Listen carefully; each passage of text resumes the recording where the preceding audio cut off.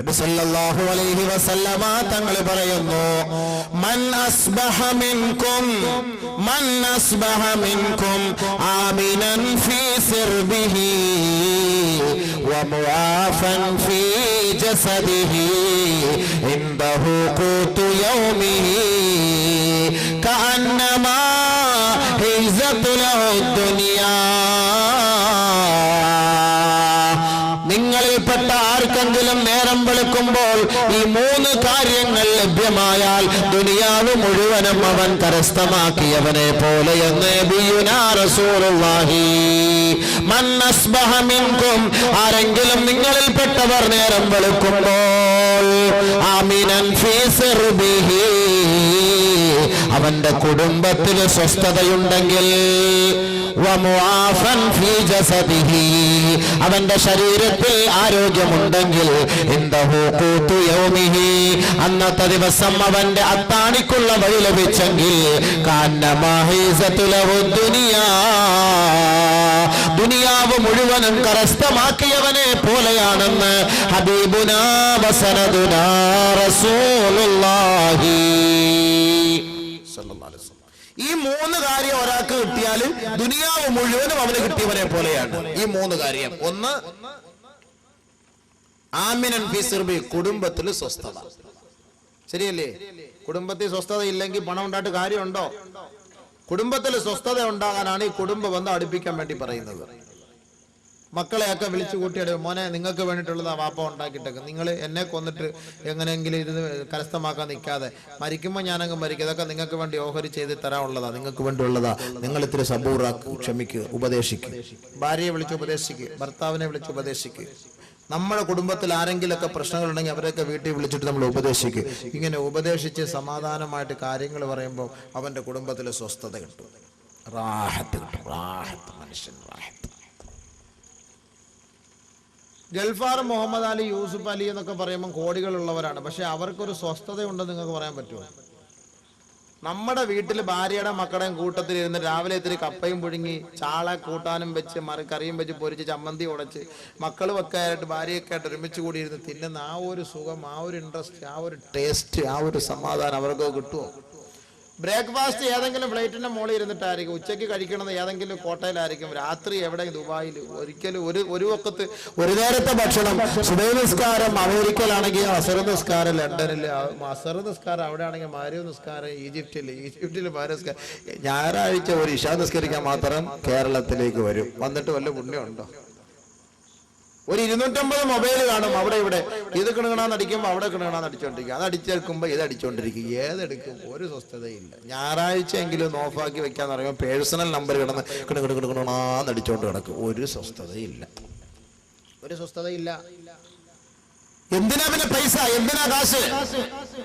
വാപ്പായും ഉമ്മായും സുഖമില്ലാതെ നാട്ടിൽ കിടക്കയ 5 ഏക്കർ റബ്ബർ തോട്ടത്തിനടുത്ത് വലിയ ഒരു കെട്ടിടം, അതിനകത്തൊരു കിളവനൊരു കിളവിയുണ്ട്. മക്കളോ ലണ്ടനില്, അമേരിക്കയില്, അവിടെ ഇവിടെയൊക്കെ. മാസം തോറും പൈസ അയച്ചു കൊടുക്കും. ഈ കിളവനെയും കിളവിയും ആശുപത്രി കൊണ്ടുപോകാൻ ഒരു തൗഫീക്ക് മക്കൾക്കില്ല, അവർക്ക് പോകാനും കഴിയുന്നില്ല.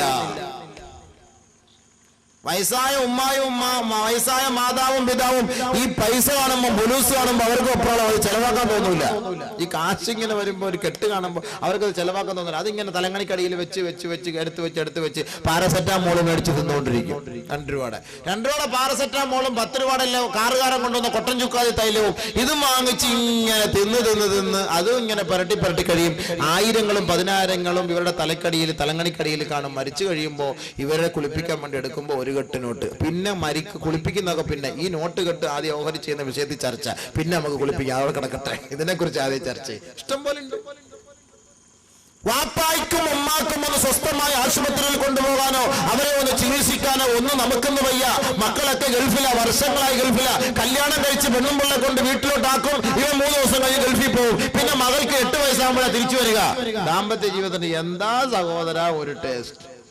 8 വയസ്സുള്ള കുട്ടിയായിട്ട് അവിടെ പോയി നിൽക്കുമ്പോ വാപ്പ ഇറങ്ങി വരുമ്പോ, ഉമ്മിച്ച എന്റെ വാപ്പ ഏതാ ഉമ്മിച്ച, എന്റെ വാപ്പ. ഉമ്മാടുത്ത് ചോദിക്കണം കറക്റ്റ് ആയിട്ട് വാപ്പ ആരാന്നുള്ളത്. കാരണം ഒരുപാട് വാപ്പമാരിപ്പോ ഉണ്ട്. അതുകൊണ്ട് ആരാ ഒറിജിനൽ വാപ്പ എന്നുള്ളത് ഉമ്മാടുത്ത് തന്നെ ചോദിക്കണം.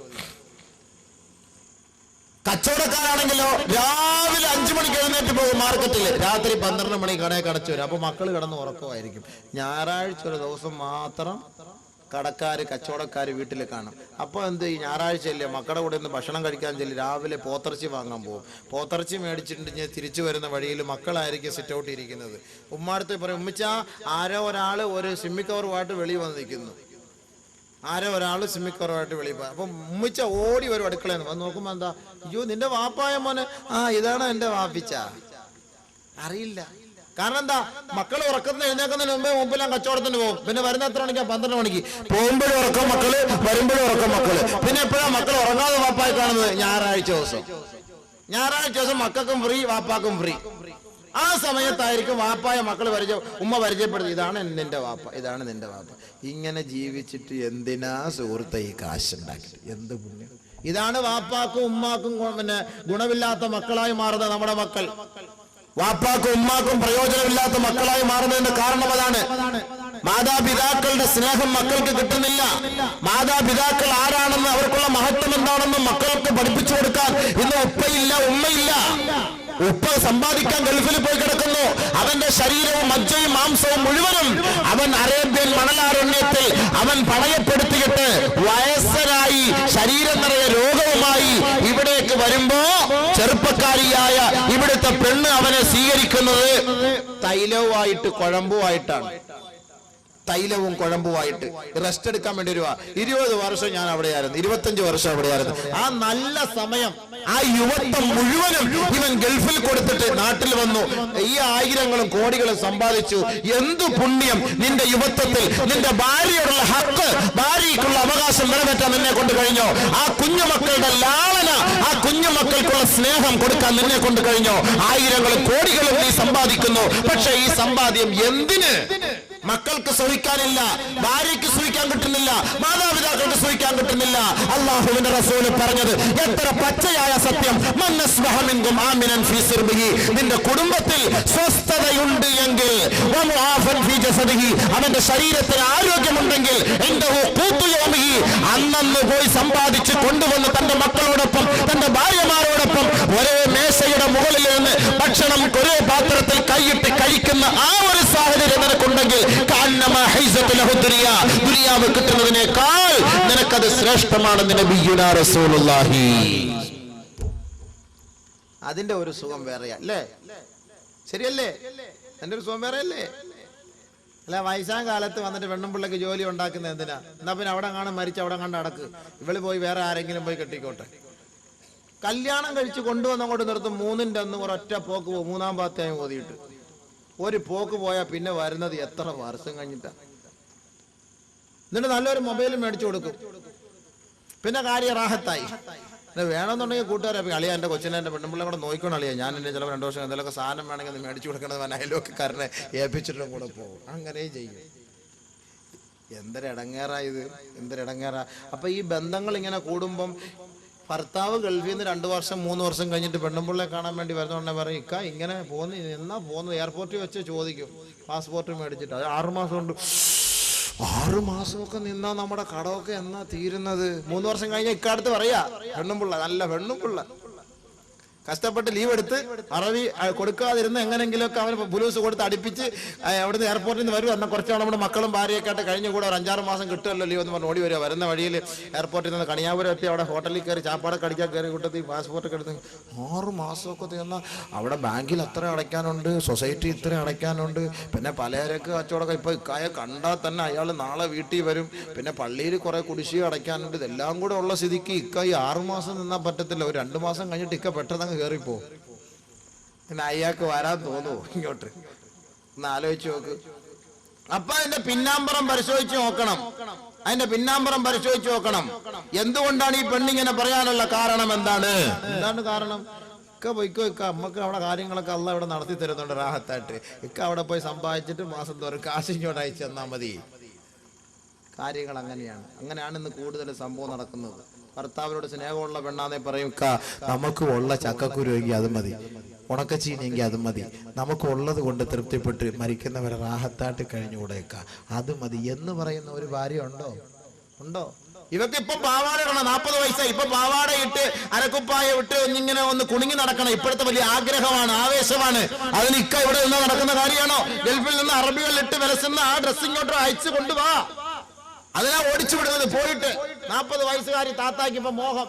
ചെറുപ്പക്കാരികളെ കാട്ടിലും കഷ്ടമാ ഇന്ന് കല്യാണ വീടുകളിൽ പോയ കളവികളുടെ സ്വഭാവം, അവസ്ഥകൾ.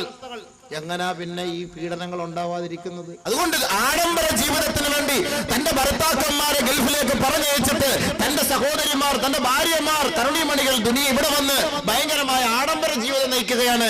കുടുംബത്തിൽ സ്വസ്ഥമായിട്ട് തന്റെ ഭാര്യയെ ഭർത്താവിനോടൊപ്പം ഉള്ളത് കൊണ്ട് തൃപ്തിപ്പെട്ട് കഴിയുന്ന ഒരു ശൈലി ഉണ്ടാക്കിയെടുക്കാൻ നമ്മുടെ ഉമ്മത്തിന് തയ്യാറായിട്ടില്ല. എന്തിനാ ഗൾഫിൽ പോണേ? ഞാനൊന്ന് ആലോചിക്കട്ടെ, ഒന്ന് പറയട്ടെ. 600 രൂപ എന്നൊരു മേശരിക്ക്, ഒരു ആശാരിക്ക്, ഒരു മെക്കാടിന് 400 രൂപ. 400 രൂപ ഗൾഫിൽ പോയവന് ശമ്പളം എത്ര? 1000 റിയാല്, 12,000 രൂപ. അതിൽ 400 രൂപ ചാപ്പാട്, 200 രൂപ വാടക, പിന്നെ എന്തോ കിട്ടും? കൂടിപ്പോയ 1500 റിയാൽ. അതിനപ്പുറത്തുള്ള പഠിത്തവും നമുക്കില്ല. ഇവിടെ 600 രൂപ ദിവസം ഉണ്ടാക്കിയാല് 3, 6, 18, 18,000 രൂപ നമുക്ക് ഇവിടെ തന്നെ കിട്ടും. 18,000 രൂപ ഇവിടെ തന്നെ കിട്ടും.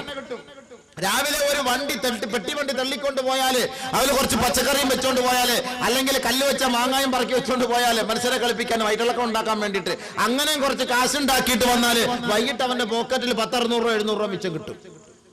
3, 21, 700 രൂപ വെച്ച് കിട്ടിയാൽ 21,000 രൂപ ശമ്പളക്കാരനായ ഒരു മാസത്തിൽ ഭാര്യ, മക്കള്, ഉപ്പ, ഉമ്മ, നാട്ടുകാര്, പള്ളി, വാത്, നസീഹത്ത്, മതപ്രഭാഷണം. റാഹത്തായ ജീവിതം ഇല്ലേ? ഇല്ലേ സുഹൃത്തെ? എന്ത് സന്തോഷമാണ് മനസ്സിന്, എന്ത് സന്തോഷമാണ്.